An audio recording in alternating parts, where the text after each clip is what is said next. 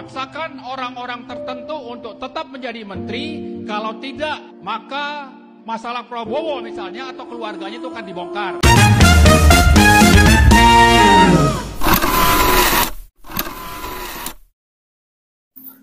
Assalamualaikum warahmatullahi wabarakatuh. Semoga saya jumpai Anda dalam keadaan sehat dan tak kurang satu apapun. Pada hari ini, tepatnya saat video ini dibuat, tagar hukum mati Jokowi trending topik di media sosial X.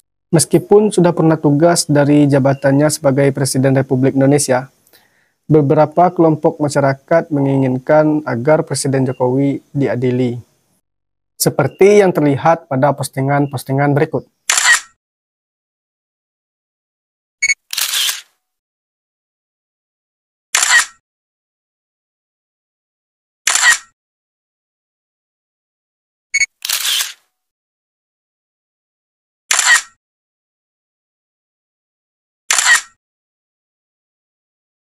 Setelah melihat postingan yang mengerikan tersebut, tentu kita bertanya apa yang telah dilakukan oleh Jokowi sehingga kemarahan publik begitu meningkat meskipun dia tidak lagi menjadi seorang presiden. Karena penasaran, saya mencoba mencari apa penyebab dari kemarahan publik terhadap Jokowi. Setidaknya ada 18 dosa Jokowi menurut laporan Tempo pada periode 2014 sampai 2024. Kerusakan lingkungan, konflik agraria, dan kriminalisasi atas nama proyek strategis negara tidak luput disorot oleh publik.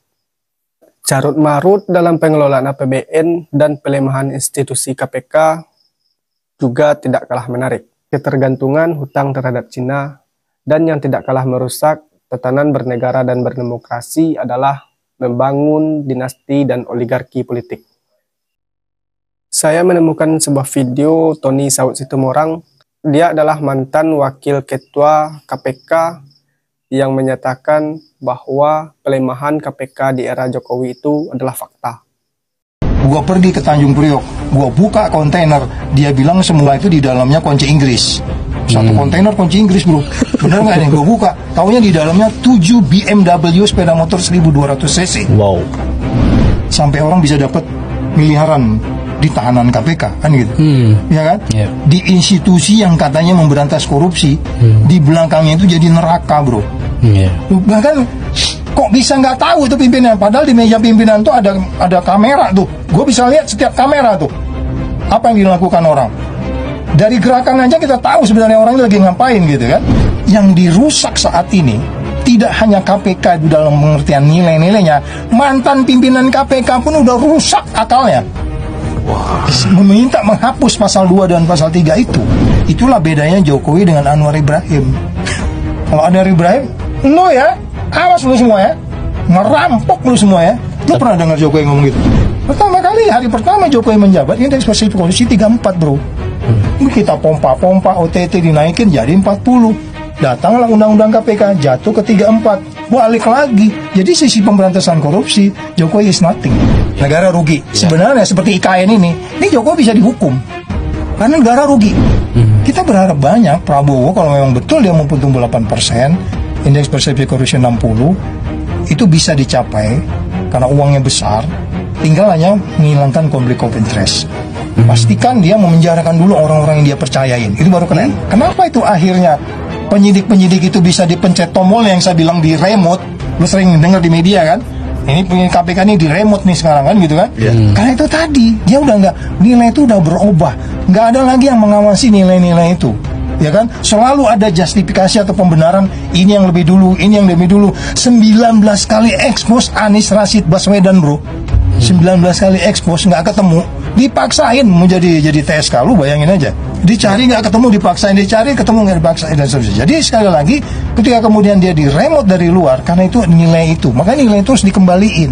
Selama nilai itu nggak kamu pegang mulai dari hal yang kecil, itu yang harus dijalankan tidak hanya di KPK, di negeri ini.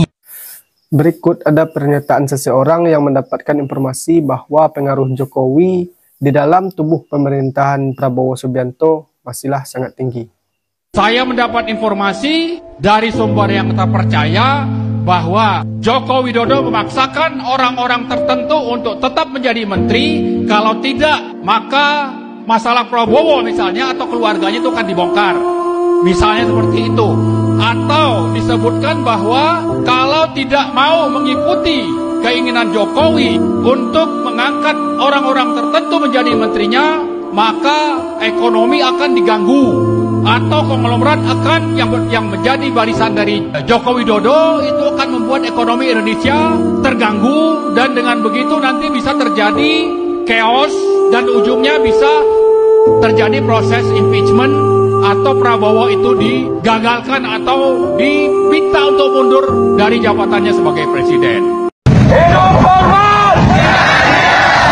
Adios! Hidup hormat! Adios! Adios! Adios! Saya mendukung Jokowi untuk diadili secara hukum, namun saya menolak kekerasan dalam bentuk apapun.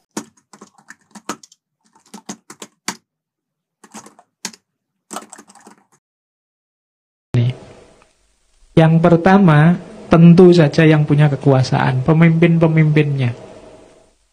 Jangan sampai ada pemimpin-pemimpin yang tipe zaman Musa, kan pemimpinnya namanya Fir'aun, yang zalim. Jangan sampai ada pemimpin ya di segala lini. Ini bisa menghancurkan negara. Yang kedua, orang pinternya, ilmuwan teknokratnya harus setia dengan kebenaran, setia dengan kebaikan. Kalau ceritanya Nabi Musa namanya Haman. Haman ini ilmuwan, orang pinter, teknokrat, ada yang bilang malah perdana menteri, tapi yo ilmunya dipakai untuk tadi mendukung kerusakan, mendukung kezaliman. Jadi kalau ilmuwan seperti ini ya ditunggu saja, negara mesti rusak karena tiangnya negara itu ilmu. Kalau ilmuwannya ikut mendukung kerusakan ya tetap rusak. Yang ketiga, orang kayanya. Orang kaya dalam ceritanya Nabi Musa itu Korun. Tapi ini lengkapnya 5 nanti. Korun itu orang kaya tapi tidak mau berbagi. Ingin mencari keuntungan saja. Dia tidak mikir berbagi ke yang lain. Yo, ini tipe Korun. Orang kayanya tipe Korun. Yang keempat, ahli agama.